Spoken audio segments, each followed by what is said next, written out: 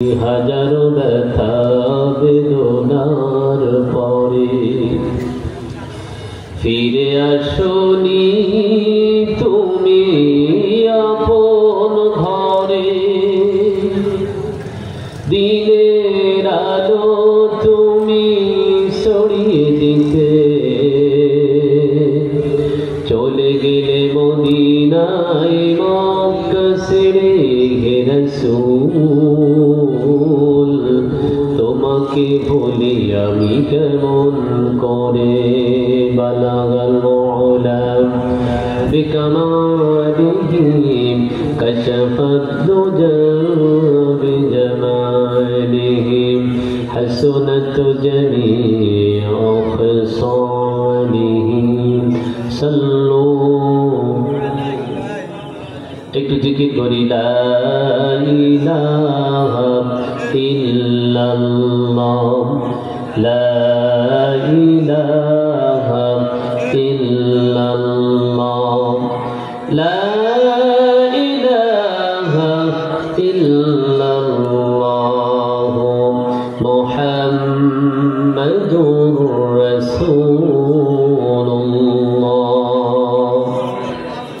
আলহামদুলিল্লাহ, সমস্ত মাঝে তাফসীর উপহার দিয়েছেন এই সোনালী আকাশে সেই লোকটা আমাদের মাঝ থেকে হারিয়ে গিয়েছে। কি বলেন, ঠিক কি ঠিক না?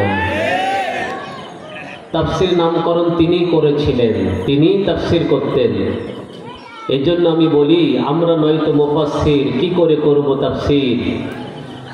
যিনি করবেন তাফসীর 13টি বছর তার গায়ে ছিল জেলখানার জিঞ্জির। কথা বলো মুসলমান, ঠিক কি ঠিক না? জালিম শাহী তাকে দেশ থেকে চিরবিদায় করে মুমিনের হৃদয় থেকে মুছে দিতে চেয়েছিল।